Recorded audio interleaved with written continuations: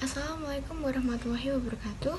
Perkenalkan, kami dari kelompok 4 yang beranggotakan saya Anissa Diwramawati dengan NIM A51019014, Frida Luciana Yulianti dengan NIM A51019015, Anissa Nurul Firdaus dengan NIM A51019016, Dinaya Mehra Syahrani dengan NIM A51019017.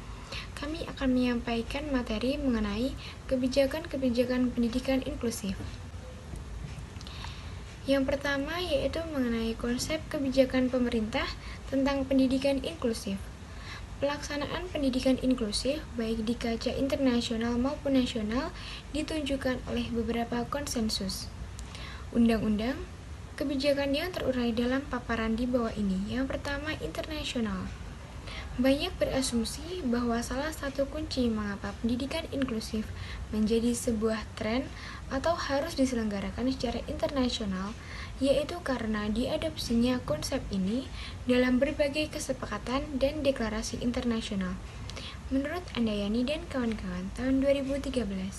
Di sini saya akan menjelaskan tentang kebijakan-kebijakan internasional pendidikan inklusif menurut Andayani DKK tahun 2013, yaitu yang pertama, tahun 1948, Deklarasi Universitas Hak Asasi Manusia. Deklarasi Universitas Hak Asasi Manusia tahun 1948 menegaskan bahwa setiap orang mempunyai hak atas pendidikan. Yang kedua, tahun 1989, Konvensi PBB tentang Hak Anak menyatakan pada pasal 28 bahwa pendidikan dasar se-Yogyakarta wajib dan bebas biaya bagi semua. Yang ketiga, tahun 1990, Deklarasi Dunia tentang Pendidikan untuk semua Zhongshan. Tahun 1990 di Zhongshan, Thailand, PBB menyelenggarakan The World Education Forum yang dihadiri 155 negara dan puluhan NGO dari seluruh dunia. Forum yang merupakan follow-up dari Konvensi Hak Anak ini melahirkan Deklarasi Education for All yang menargetkan bahwa pada tahun 2000, sekarang diperbaharui menjadi 2015, semua anak di dunia harus mendapatkan kesempatan untuk menyelesaikan pendidikan dasar. Yang keempat, tahun 1993, Peraturan Standar tentang Persamaan Kesempatan bagi para penyandang cacat. Yang kelima, tahun 1994, PBB menyelenggarakan The World Conference on Special Needs Education di Salamanca. Melalui statement ini, PBB merekomendasi semua negara mengadopsi prinsip inklusi dalam semua kebijakan pendidikannya. Yang keenam, kebijakan-kebijakan internasional lain khusus difabel.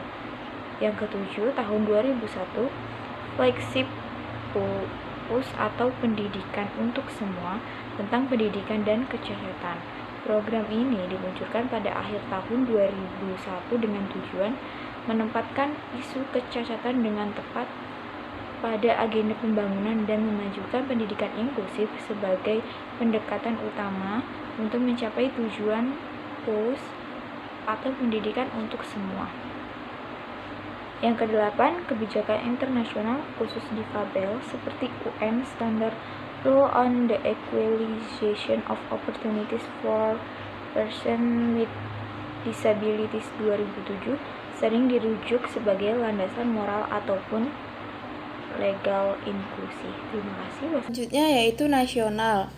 Kebijakan pemerintah sebagai komitmen untuk mewujudkan penyelenggaraan pendidikan inklusif di Indonesia dapat ditandai dengan lahirnya undang-undang sebagai berikut. Yang pertama, Undang-Undang Dasar 1945 yang telah diamandemen pada pasal 31. Pada pasal 31 ini terdapat 5 ayat yang berbunyi: 1. Setiap warga negara berhak mendapat pendidikan. Ayat yang kedua, setiap warga negara wajib mengikuti pendidikan dasar dan pemerintah wajib membiayainya. Ayat yang ketiga, pemerintah mengusahakan dan menyelenggarakan satu sistem pendidikan nasional yang meningkatkan keimanan dan ketakwaan serta akhlak mulia dalam rangka mencerdaskan kehidupan bangsa yang diatur dengan undang-undang. Ayat yang keempat, negara memprioritaskan anggaran pendidikan sekurang-kurangnya 20% dari anggaran pendapatan dan belanja negara serta dari anggaran pendapatan dan belanja daerah untuk memenuhi kebutuhan penyelenggaraan pendidikan nasional. Ayat yang kelima yaitu pemerintah memajukan ilmu pengetahuan dan teknologi dengan menjunjung tinggi nilai-nilai agama dan persatuan bangsa untuk kemajuan peradaban, serta kesejahteraan umat manusia. Kemudian yang kedua, Undang-Undang Republik Indonesia Nomor 20 Tahun 2003, Pasal 3, Pasal 5, dan Pasal 32. Pasal 3 terdapat pada bab 2 tentang dasar, fungsi, dan tujuan yang berbunyi, pendidikan nasional berfungsi mengembangkan kemampuan dan membentuk watak serta peradaban bangsa yang bermartabat dalam rangka mencerdaskan kehidupan bangsa, bertujuan untuk berkembangnya potensi peserta didik agar menjadi manusia yang beriman dan bertakwa kepada Tuhan Yang Maha Esa, berakhlak mulia, sehat, berilmu, cakap, kreatif, mandiri, dan menjadi warga negara yang demokratis serta bertanggung jawab. Kemudian pasal 5 terdapat pada bab 4 tentang hak dan kewajiban warga negara, orang tua, masyarakat, dan pemerintah. Terdapat 5 ayat pada pasal 5 ini yang berbunyi ayat 1, setiap warga negara mempunyai hak yang sama untuk memperoleh pendidikan yang bermutu. Ayat yang kedua, warga negara yang memiliki kelainan fisik, emosional, mental, intelektual, dan atau sosial berhak memperoleh pendidikan khusus. Ayat yang ketiga yaitu warga negara di daerah terpencil atau terbelakang serta masyarakat adat yang terpencil berhak memperoleh pendidikan layanan khusus. Ayat yang keempat, warga negara yang memiliki potensi kecerdasan dan bakat istimewa berhak memperoleh pendidikan khusus. Ayat yang kelima, setiap warga negara berhak mendapat kesempatan meningkatkan pendidikan sepanjang hayat. Kemudian yang ketiga, terdapat Undang-Undang Republik Indonesia Nomor 23 Tahun 2002 tentang Perlindungan Anak. Anak merupakan tunas, potensi, dan generasi untuk meneruskan cita-cita perjuangan bangsa, memiliki peran strategis dan mempunyai ciri dan sifat khusus yang menjamin kelangsungan eksistensi bangsa dan negara di masa depan. Oleh karena itu, setiap anak berhak atas kelangsungan hidup, tumbuh dan berkembang, serta berhak atas perlindungan dari kekerasan dan diskriminasi.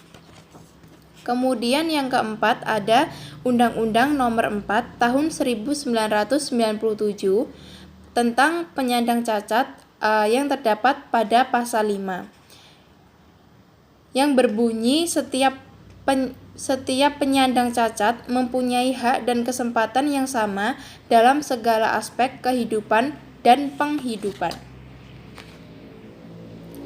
Kemudian ada beberapa peraturan pemerintah, yakni yang pertama, Peraturan Pemerintah Nomor 19 Tahun 2005 tentang Standar Nasional Pendidikan yang terdapat pada Pasal 2. Pasal 2 ini terdapat 3 ayat yang berbunyi 1. Lingkungan standar nasional pendidikan meliputi standar isi, standar proses, standar kompetensi lulusan, standar pendidik dan tenaga kependidikan, standar sarana dan prasarana, standar pengelolaan, standar pembiayaan, dan standar penilaian pendidikan. Ayat yang kedua berbunyi, untuk penjaminan dan pengendalian mutu pendidikan sesuai dengan nasional pendidikan dilakukan secara evaluasi, akreditasi, dan sertifikasi. Ayat yang ketiga, standar nasional pendidikan disempurnakan secara terencana, terarah, dan berkelanjutan sesuai dengan tuntutan perubahan kehidupan lokal, nasional, dan global. Kemudian terdapat Peraturan Pemerintah Nomor 17 Tahun 2010 tentang pengelolaan dan penyelenggaraan pendidikan. Yang ketiga, Permendiknas Nomor 70 Tahun 2009 tentang pendidikan inklusif. dan Peraturan Daerah DIY Nomor 4 Tahun 2012 tentang perlindungan dan pemenuhan hak-hak penyandang disabilitas. Kemudian yang terakhir ada Peraturan Gubernur DIY Nomor 41 Tahun 2013 tentang Pusat Sumber Pendidikan Inklusif. Yang terakhir adalah pihak yang berwenang dalam kebijakan pendidikan inklusif. Yang pertama, DPR bersama Presiden membuat undang-undang dan peraturan pemerintahan. Yang kedua, Presiden membuat Pempres dan Impres. Yang ketiga, Menteri Pendidikan dan Kebudayaan. Yang keempat, Direktur Jenderal Pendidikan Dasar. Yang kelima, Gubernur. Yang keenam, Kepala Dinas Pendidikan Provinsi. Yang ketujuh, Bupati atau Wali Kota. Yang kedelapan, Kepala Dinas Pendidikan Kabupaten atau Kota. Yang kesembilan, Kepala Bidang Pendidikan Dasar. Yang kesepuluh, Kepala Sekolah. Sekian presentasi dari kelompok kami. Apabila ada salah kata dan perbuatan, kami mohon maaf. Sekian, wassalamualaikum warahmatullahi wabarakatuh.